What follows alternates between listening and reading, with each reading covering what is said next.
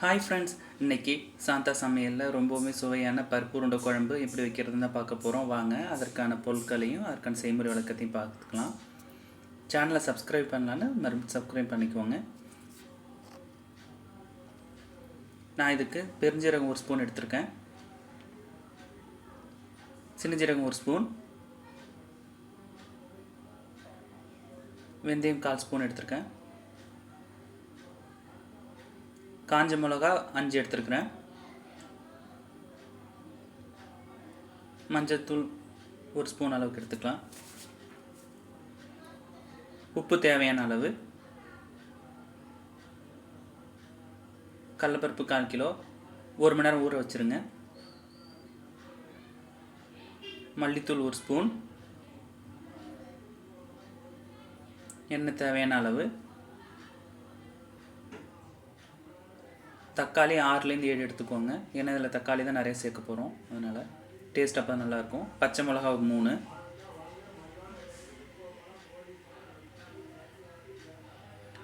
பூண்டு 20, முந்திரி பருப்பு 4, தேங்காய் கொஞ்சமாக எடுத்துக்கலாம்,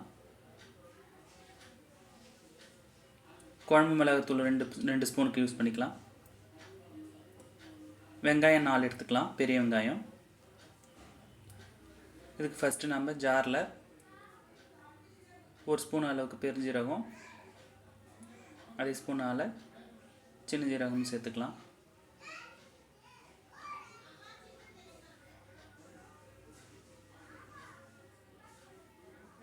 அடுத்து காஞ்ச மிளகா 3 சேர்த்துக்கலாம், பூண்டு ஒரு 10லேருந்து 15 பல் சேர்த்துக்கலாம். கொஞ்சமாக தண்ணி சேர்த்துட்டு கொஞ்சம் கடலைப்பருப்பு சேர்த்துக்கலாம், ஏன்னா ஒழுங்காக அரையாது, அதனால் கொஞ்சம் குறைன்னு அரைச்சி எடுத்துக்கலாம். பாருங்கள், இது மாதிரி குறைப்பாக அரைச்சிக்கிட்டோம்னா நல்லாயிருக்கும். இதே மாதிரி எல்லா கடலைப்பருப்பையும் நம்ம அரைச்சி எடுத்து வச்சுக்கலாம்.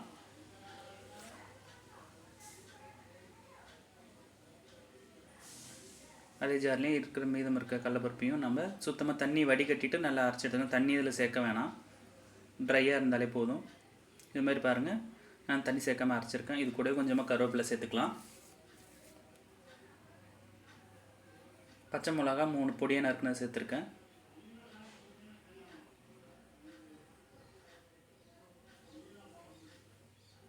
உப்பு 1 ஸ்பூன்லேருந்து 1.25 ஸ்பூன் அளவுக்கு சேர்த்துருக்கேன். உங்களுக்கு உப்பு தேவைக்கேற்ப சேர்த்துக்கோங்க.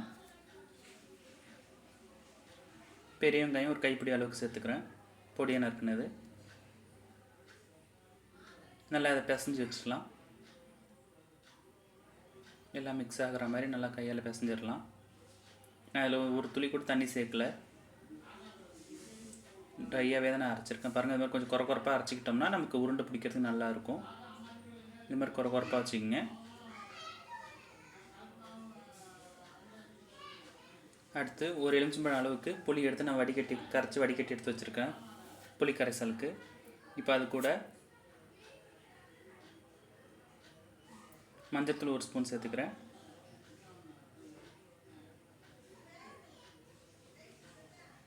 குழம்பு மிளகாத்தூள் 1 ஸ்பூன், மல்லித்தூள் 1 ஸ்பூன் சேர்த்துக்கிறேன்.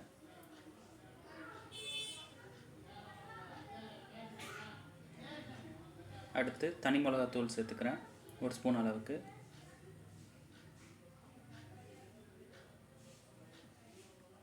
ஒரு 1/2 தக்காளியை நல்லா கையாலேயே மசித்து அதில் சேர்த்துக்கலாம். குழம்புக்கு தக்காளி தான் ரொம்ப அதிகமாக வேணும், புளியை கம்மியாக சேர்த்துட்டு தக்காளி கொஞ்சம் அதிகமாக சேர்த்துக்கோங்க, அப்போ தான் டேஸ்ட் நல்லாயிருக்கும்.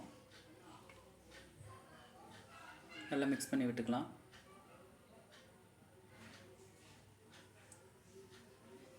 இப்போ இது கூடவே உப்பும் சேர்த்துக்கலாம்.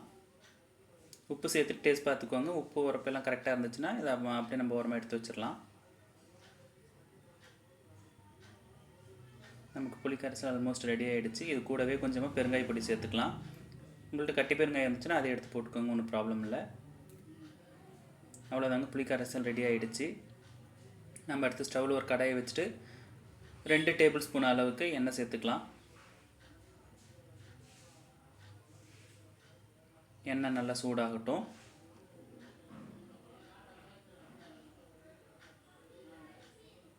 எண்ணெய் சூடானதும் ஒரு 1/4 டேபிள் ஸ்பூன் அளவுக்கு வெந்தயம் சேர்த்துருக்கேன். நீங்கள் வெந்தயம் சேர்த்தா உங்களுக்கு பிடிக்கலன்னா வெந்தயத்தை வறுத்து பொடிவாக்கி குழம்புல கொதிக்கும்போது சேர்த்துக்குவாங்க, அப்போ நல்லாயிருக்கும். வெந்தயம் வெடித்து வரட்டும். இப்போது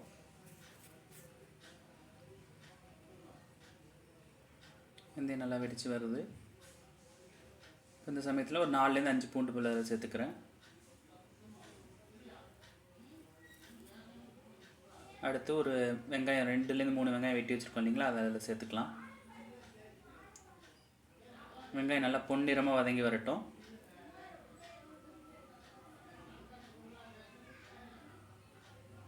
வெங்காயம் வதங்கினது நம்ம தக்காளி சேர்த்துக்கலாம். 5லேருந்து 6 தக்காளி வெட்டி வச்சுருக்கோம் இல்லைங்களா, அதை சேர்த்துக்கலாம். நான் பெருசாக தான் வெட்டியிருக்கேன், ஏன்னா நம்ம வேறு எந்த காயும் இதில் சேர்க்க போகிறது இல்லைங்கிறதுனால நான் தக்காளியவே கொஞ்சம் மீடியம் சைஸாகவே தான் கட் பண்ணியிருக்கேன், ரொம்ப பொடியாக கட் பண்ணல. நல்லா தக்காளி நல்லா வெந்து வரட்டும். அந்த பச்சை வாசனை போகிற அளவுக்கு நல்லா ஃப்ரை பண்ணிக்கலாம்.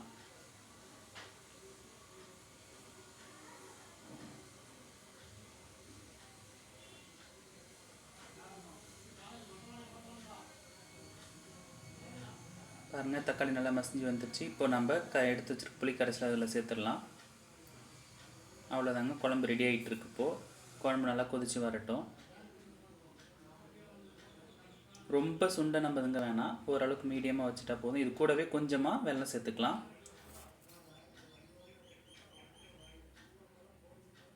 அவ்வளோதாங்க, குழம்பு நல்லா கொதித்து வரட்டும். அடுத்து ஒரு கடாயை வச்சுட்டு அதில் எண்ணெய் சேர்த்துக்கலாம். நான் வந்து உருளைகளை வந்து எண்ணெயில் தான் பொரிச்சு போட போகிறேன். நீங்கள் இட்லி குக்கரில் வேணாலும் வேவிச்சு வேணாலும் போடலாம், அதுவும் செய்யலாம். எங்கள் வீட்டில் வந்து எண்ணெயில் ஃப்ரை பண்ணி போட்டால் தான் எல்லாருக்கும் ரொம்ப பிடிக்குங்கனால நாங்கள் அப்படி செய்கிறோம். இதுமாதிரி சின்ன சின்ன உருண்டைகளாக பிடிச்சிக்கலாம். ஏன்னா எண்ணெயில் வந்து நல்லா டீப் ஃப்ரை பண்ண போகிறதுனால பெருசாக இருந்தால் வேகிறதுக்கு ரொம்ப டைம் எடுக்கும், உள்ளேயும் வேகாது. ஸோ அதனால் வந்து கொஞ்சம் மீடியம் சைஸாக, நெல்லிக்காயை விட ரொம்ப சின்ன சைஸாக பிடிச்சிக்கிட்டோன்னா போதும். பெருசாக பிடிச்சிங்கன்னா அது வந்து இட்லி குக்கரில் வச்சு வேக வைக்கிறப்போ வெந்துடும். பட் எண்ணெயிலங்கிறப்போ நம்ம மீடியம் சைஸில் இது மாதிரி பிடிச்சிக்கிட்டோம்னா ரொம்ப பெட்டராக இருக்கும் நமக்கு. இப்போ அது எண்ணெய் சூடாகிடுச்சு, நம்ம உருண்டைங்களை அதை சேர்த்துடலாம்.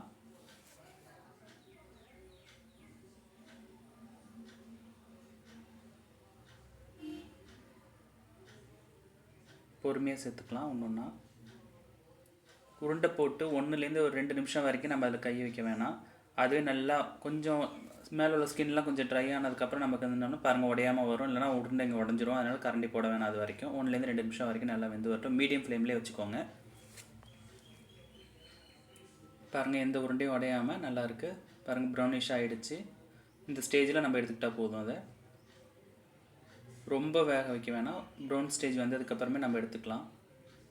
உள்ளே நல்லா வெந்திருக்கும். ஏன்னா நம்ம சின்னதாக தான் உருண்டை இங்கே பண்ணியிருக்கிறதுனால சீக்கிரம் வெந்திருக்கும் அது உள்ளுக்குள்ளேயும். இது மாதிரி மிச்சம் இருக்கிற மாவையும் உருண்டையாக பண்ணி போட்டு எடுத்து வச்சுக்கலாம். பாருங்கள், நான் எல்லாம் ரெடி ஆகிடுச்சு உருண்டைங்களும். அதே சமயத்தில் குழம்பும் நல்லா கொதிச்சு ஓரளவுக்கு சுண்டி வரப்போகுது, அதையும் காமிக்கிறேன். பாருங்கள் இந்த ஸ்டேஜ் வந்துடுச்சு. ரொம்ப கெட்டியாகிற அளவுக்கு வைக்க வேணாம், அதனால் கொஞ்சம் தண்ணியாக இருந்தாலே போதும். ஏன்னா உருண்டைங்க போட்டதுக்கப்புறம் அந்த தண்ணிங்களை அதை அப்சர்வ் பண்ணிடும். ஸோ உருண்டையை அதில் சேர்த்துக்கலாம்.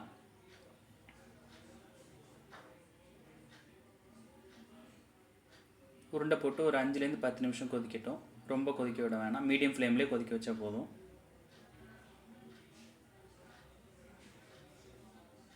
மீடியம் ஃப்ளேம்லேயே கொதிச்சு வரட்டும். குழம்பு ஆற தண்ணி அதை அப்படியே அப்சர்வ் பண்ணி ரொம்ப கெட்டியாகிடும். அதனால் கொஞ்சம் தண்ணி பதமாக இருக்கும் போதே நம்ம வந்துட்டு உருண்டைங்களை போட்டாலும் போதும். உருண்டை ஆறியும் இருக்கணும், ரொம்ப சூடாக இருக்கிறப்பையும் போட வேணாம். ஆறிடுச்சுன்னு நமக்கு ரொம்ப பெட்ரு.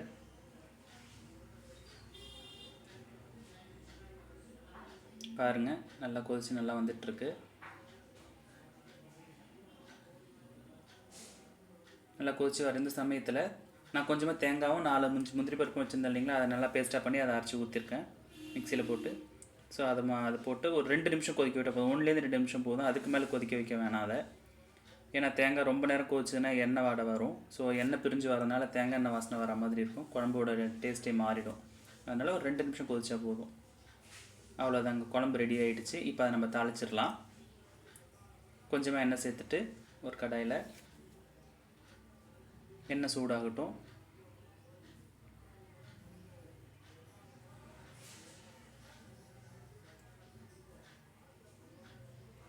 எண்ணெய் நல்லா சூடாயிடுச்சு.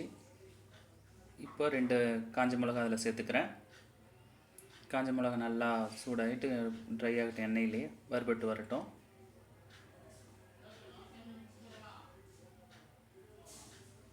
மிளகா நல்லா வறுபட்டதும் நம்ம கொஞ்சமாக அதில் கருவேப்பிலை சேர்த்துக்கலாம். கருவேப்பிலை நல்லா வதங்கி வரட்டும். இப்போது இது கூடவே வெங்காய வடகம் சேர்த்துக்கலாம். இதை நாங்கள் ஹோம்மேடு வீட்டிலே செஞ்சதுனால அதை சேர்த்துக்கிறேன்.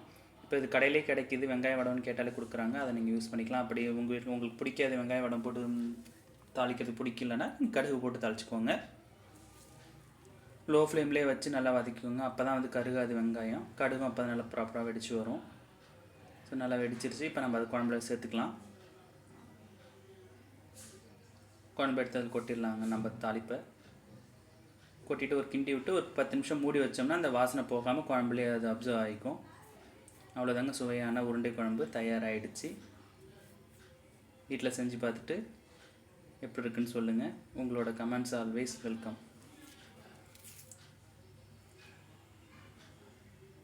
தேங்க்யூ. இந்த வீடியோ உங்களுக்கு பிடிச்சிருந்ததுன்னா மறக்காமல் லைக் பண்ணுங்கள், சப்ஸ்கிரைப் பண்ணுங்கள், ஷேர் பண்ணுங்கள், பெல் பட்டனை கிளிக் பண்ணி வச்சுக்கோங்க. தேங்க்யூ.